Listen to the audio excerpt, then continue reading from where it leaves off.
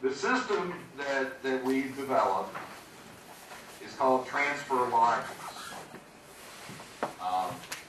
And it's the website is www.ltsglobal.com. And eventually what we've done is to take an organization development process and embed that in a software system, which is really a kind of a radical thing to try and do, but it was the only way that we knew how to drive the cost down so that any organization could access it. You know, the elite organizations can always pay consultants to come in and do this, but that doesn't change the profession. You know, our passion, we really want to change the profession. And we felt like the only way to do this was to use technology to drive down the cost and make it accessible to anybody in every organization. So, next slide, please.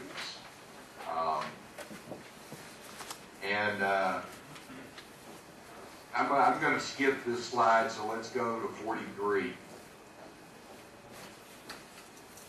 I think one of the most fundamental things to remember when you start thinking about changing your transfer system is that the culture you have in your organization right now with regard to learning transfer built over many, many years. And it will not change overnight. We have an old joke here. I don't know if it translates, but next slide. You know, we often say here in the United States, how do you eat an elephant? One bite at a time. And I think the same thing is true when we're changing the transfer systems or the transfer culture in an organization. Like any organizational change process, you're not going to do it overnight. You cannot go in and fix all 16 factors within a month or two. So, next slide, please. What we really recommend in terms of changing your organization is a staged process. Start where the training organization is ready. You know, if they're not ready to work on the really complex stuff, that's okay. Start where they're ready. Start where the organization is ready. And take it one step at a time to grow into the system and this process of improving learning transfer. It's a journey.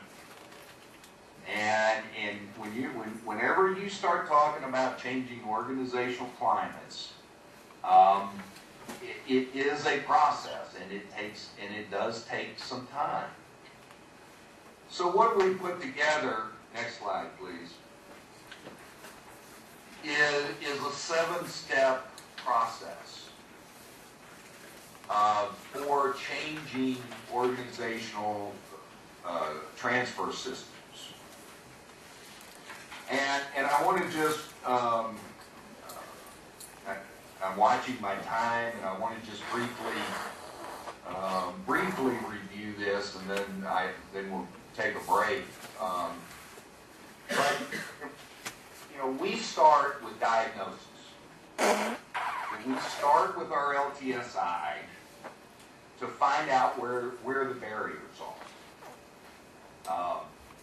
And we found it to be a very, very useful intervention. It gives people hard data for about issues and problems that they may know and exist intuitively. That gives them hard data about that, and it particularly gives human resource organizations real data to support what many of them may already suspect. The second step, though, is that we usually have the organization work internally first to improve their training programs. That is, we work on content validity, we work on transfer design. Because remember, I said transfer is dead on arrival if you don't get those right. So we need to fix that first. Then we go to step 3, and we work with them to start improving their follow-up with trainees. That is, following up trainees to make sure that they're implementing action plans, getting feedback for where they need coaching, etc. Then we go to step 4, where we have them start working on other transfer improvement strategies. And actually what our system does is it has a database of strategies that are key to each of those factors. And so the trainer has a list of other possible strategies that they can implement. So they may work on motivation creep, or may work on the coaching elements, or may work on learner readiness, those things. Now the first 4 are all between the trainer and the trainee. And it's been really interesting as we've brought this out, because one of the things that we've learned is that a lot of human resource organizations are very nervous about trying to engage with supervisors and get them involved in this process. And so, in effect, what we encourage them to do is kind of get their internal house in order before they start looking at other parts of the organization. Step 5 then is to actually measure learning transfer. And as I told you, that there's very little or very few organizations ever measure the transfer. And so we knew that we needed to develop a way to do that. And we built that into the system. There's an old adage in organizational development that what's measured becomes important, and everything important is measured. So we need to, if we're going to make this important, we need to measure those outcomes. Then step 6, we start getting supervisors involved prior to training. And we use something called the transfer contract, where they engage with their trainees prior to training to tell them what's expected, how they're expected to use training when they come back. And this is both a powerful intervention for the supervisor as well as for the trainee.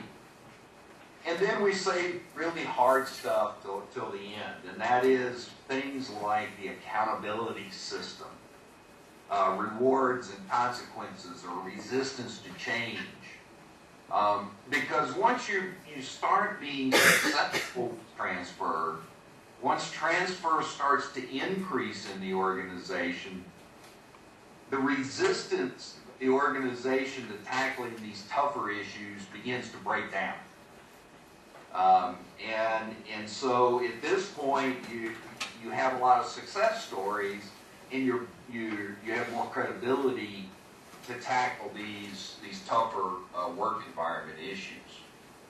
Next slide, please. So basically, the software has a module, and I'm not going to go into depth on the software system, but the software has a module, at least one module, that goes with each of these steps, and automates this, this whole process. Next slide, please.